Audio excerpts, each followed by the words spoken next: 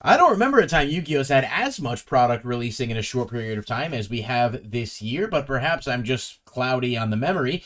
We've had Darkwing Blast, and then we had the Crystal Beast Structure Deck, and then Magnificent Mavens, all within a couple weeks, and then Crystal Revenge, the Battles of Legend set for this year, comes out next week. I believe the 17th is the official release date, so people are obviously excited for that. The Battles of Legend sets have historically been pretty good, especially the first few, and a lot of people are holding them to a very high standard, so we're going to see kind of whether or not this one lives up to the hype, but I will say it's actually looking pretty good to me. I do think that the set as a whole has some really good reprints, and I thought rather than just do a generic sort of walkthrough of like, oh, okay, like, this is what's in the set, I'd do a top 10. So here's the top 10 reprints in Battles of Legend Crystal Revenge. Alright, number 10. Toon Blackluster Soldier. So in addition to Toon Blackluster Soldier, we are also getting reprints of Toon Bookmark and Toon Page Flip. Basically, all of the stuff from Toon Chaos that was relevant in any way is getting reprinted here, which is awesome for collectors and or people who just casually want to play or fuck around with Toons. I know the deck doesn't do anything in the meta, so obviously it's low on the list, but prior to this set's announcement, Toon Blackluster Soldier was about $50 at the cheapest for the ultra rare, and we're going to see that price come down a ton, which is great. Not to mention the secret rare version of it does look very nice. There aren't any great like glam shots of it yet, so we're just using sort of a generic picture here. But I think Toon Blackluster Soldier, as well as the other Toon cards, were definitely in need of a reprint, and hopefully it will make them more accessible for people that want them, while, you know, people who maybe had the originals can still keep their collector rares as a way to preserve value. So this is good. This is a way to sort of utilize a set to put out some solid reprints that were high value cards that maybe aren't going to have people clamoring in the bid to play them in the next YCS,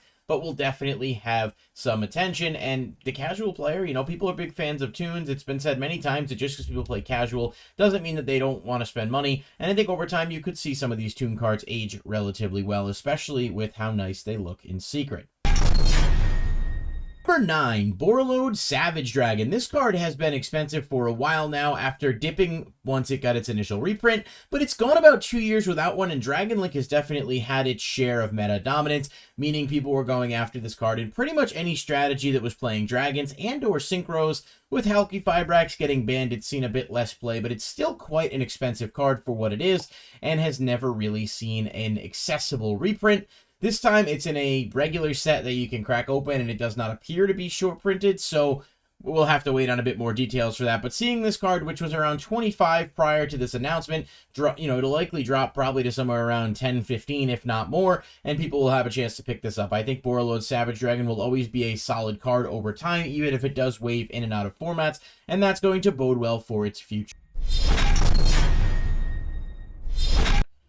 Speaking of future, number 8 is number F-Zero Utopic Draco Future. This card was only around $15 prior to the reprint announcement. However, it was printed in King's Court and had no other versions. It's one of those cards that, generally speaking, is really good on paper, but in practice has only seen use in niche decks. The Utopic sort of Numeron deck definitely played it, and there are other decks that could make it. Heck, I played Fish last year. Deck was really fun, sort of like the Shark strategy as a way to get this out. The card's definitely been power crept a bit, but could easily find its way back in the future if there were more, you know, generic ways to kind of stack rank 4s or different Xyz spam decks, and this makes sense as a good reprint to put in here because it will likely be really affordable and should drive the price down, but it's a generic card that you could see going up in the future. So again, it makes sense to kind of have this here as a reprint, as a secret rare, and give people a chance to pick it up cheap, and then maybe after a certain amount of time, you know, it'll start to rise, but we'll have to see what happens with this one. I think it's a good print, though. Number 7 is Fusion Destiny. This card, of course, iconic for its interactions with Verte Anaconda and Destiny Hero Destroy Phoenix Enforcer. It actually got limited, semi-limited for a while, and then came back off the list once Verte was banned. Certainly, it hasn't seen as much play without Verte, but DPE is still a really good card, and it's not to say that there couldn't be further support in the future that makes this card even better, and the card itself was still around $15 to $20 a copy for either its super rare or ultra rare versions. It did get an Ultimate Rare reprint and an OTS, but that doesn't really do anything for value, as we know. So seeing it in here as a secret rare, where it'll likely be a $2 to $3 card, and finally have a chance to really cement itself as something that's affordable for you to have, whether you want to hold on to it for later, or if you've just been wanting to pull the trigger on playing a fun hero deck, but this was kind of holding you up because of its price point. This is the type of card you really look for in these Battles of Legends sets, and I'm really happy to see that they put it in here. Number 6 is a card that actually feels kind of preemptive. Hieratic Seal of the Heavenly Spheres. This card was around $10, so it wasn't crazy or anything, but it's definitely getting more play due to decks like Beastial and Dragon Link looking at different ways to combat the meta. Beastial does have a really good strategy against tier elements due to being able to banish, and Hieratic Seal's numbers were significantly dropping on the market, so getting this out there now before it got any kind of crazy spike essentially guarantees that it'll be, $1 or $2 at most. It is an ultra rare in the set, meaning it's basically just going to have the same standard pull rate as any other Ultra, and it's just a good card in general. It's kind of held on to its value. When Ghost from the Past 1 came out, it did drop a bit. You could pick it up for around $2 to $3, and then it went back up over time. Maybe that'll happen with this one, but it certainly won't be for a while, and this is another card to get into the hands of players to allow a bit more, flexibility with your budget if building Dragon Link, because as we know, that deck does have some pricey cards. Number 5, Blackbeard, the Plunder Patrol Captain, as well as, of course, Emblem of the Plunder Patrol, but that card was kind of, a little bit less important. Blackbeard is a really, really good card that didn't get reprinted in the Megatin with the rest of the Plunder stuff, so it went up a lot as a result. Of course, Ignition Assault, as you know, is a set that is very much out of print at this point, and Blackbeard getting a reprint in here is awesome for Plunder players. We know Plunder's got some new cards coming out on the horizon that are very, very good, and this card is going to be essential to that strategy, so now you can get this cheap. It's a great move by Konami to just kind of put this in there, give the rest of the Plunder Patrols accessibility, and now a deck that does genuinely have a lot of future potential is very budget friendly for the most part. Very good hit. As far as I'm concerned, this is the type of card, again, that you really want to see in here. It wasn't the most expensive card in the world, but it's definitely a card that could be and has accessibility, so getting a reprint in here is an awesome move.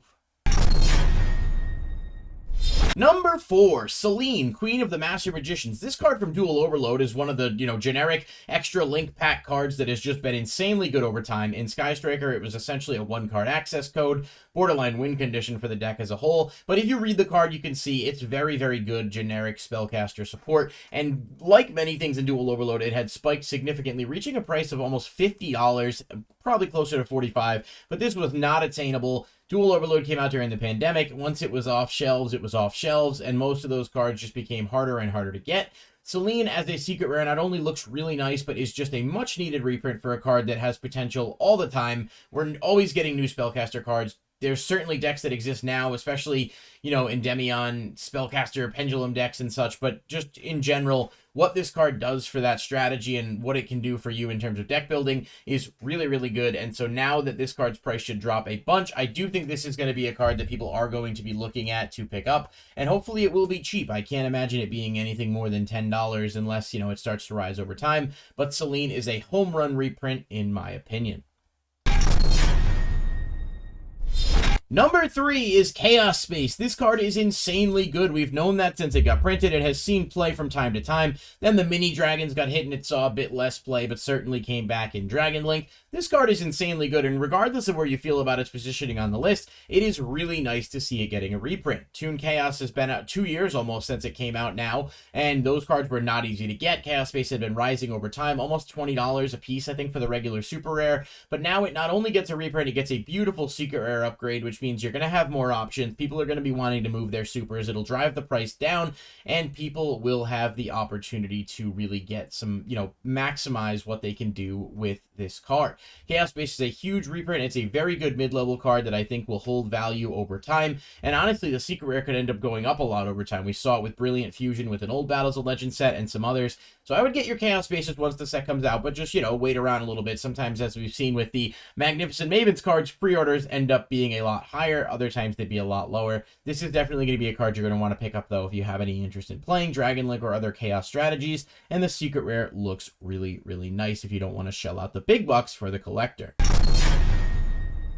Number 2, Evil Twin Kisakil and Evil Twin Lila, which I didn't bother including a second picture of, so maybe we'll pop one up on there. these were going up a ton. Evil Twins have gotten really popular. The deck's actually pretty good. There's sprite variants of it. There's other cards that, you know, really work well within the engine to make the deck powerful, and people really like it. It's a fan favorite archetype. There's other Evil Twin cards coming out that are like alternate art versions of these. So basically, there's still quite a bit of hype around the deck, and it still performs. This was about $40, and Lila was around $20-$25. These are from Genesis Impact, and it has been quite a while since that set came out. So these are great reprints. They get secret upgrades, so they look nice, another mid-range rarity, and I think this may carry some of the set's value over time due to the popularity of these cards and the fact that, technically speaking, it is an upgrade. The Evil Twin stuff is awesome. Really glad to see it included in here, and hopefully it's not like shorted or anything, and people can actually just get their hands on the cards that they're looking to play. All right, before we get to the final one, which may be obvious at this point, I wanted to just point out a couple of noticeable mentions. There are a lot of reprints in this set of cards that were maybe not super prevalent right now, but still had gotten up there in price, and I think it's important to shout those out. Edge-Imp Chain and, of course, Frightfur Patchwork are both cards that were played as part of the Despia Edge-Imp / whatever you want to call it package, and Edge-Imp Chain as a common got as high as $10, with the super rare version going almost as high as $20 at one point. So seeing it here as an Ultra is great because it does mean it will be much more accessible, and that deck as a whole is not only a fan favorite, but something that could definitely be good with more support. So being able to get it reprinted now is definitely nice, and I would recommend picking them up if you're interested and don't already have them, because we've seen that despite it being a relatively low rarity card, it can easily go up, and it is a card you play in multiples. Blackwing Bora the Spear and other Blackwing cards, but I picked Bora specifically because the only foil version of Bora prior to this was from Legendary Collection 5Ds and was around $30 a piece for the ultra rare. Blackwings tend to age well over time as a whole due to their fan favorite, and we just got new cards for them recently, so an ultra version of Bora may not seem like much right off the bat, but it could very well soar in price later on, as could Vayu and some of the other Blackwings in the set. And of course, Artemis the Magistus Moon Maiden. Magistus is neat, but not exactly played a ton. However, Artemis itself is a really good piece of the Invoke deck and package, which of course comes into prevalence at the start of every format. And Artemis was starting to go up in price too, almost $20 a copy, just being a generic Link 1 spellcaster target that you can make in various different things. And this is another really welcomed reprint, because I do think it is a card that people will visit and play over time, and it looks really nice as a secret rare as well, so it does have that going for it. Did think it was important just to give a few shout-outs to some of these lower-level reprints that do have long-term potential, and are just going to do a lot to make cards more affordable, which, at the end of the day, is great for everyone. Finally, number 1 is Access Code Talker. Now, this really shouldn't be much of a surprise, and we did see some leaks suggesting that this would be in the set a couple weeks back, but it's nice to have official confirmation, and I do think that this card is a really, really good reprint. Access Code prior only had 2 prints, one in its original set, Eternity Code, and then a second in Maximum Gold, El Dorado, both of which, you know, it ended up being quite pricey. It was shorted in Maximum Gold, and just, you know, Eternity Code is notoriously a set that was printed less and was delayed and everything else going on amidst the pandemic. So Access Code was $150 for the secret rare. Once the gold came out, it dropped and was around like $50 to $60. And it's still a card that's played, probably the best Link 4 in the game, and is played in decks to this day. One of the Tier Elements decks that won YCS Minneapolis was actually playing Access Code, so it's still meta relevant, even if it is a little bit less prevalent than it was before. And this is a card that players are going to want. So hopefully it doesn't look to be super shorted, although I don't have any statistics on that just yet. It's nice to see a big weight card kind of carrying the set and giving it a little bit more push. I do think people are going to be going after Access Code, and this is an alternate. It is a secret. It already has a secret, so hopefully that'll kind of bottom this out a bit.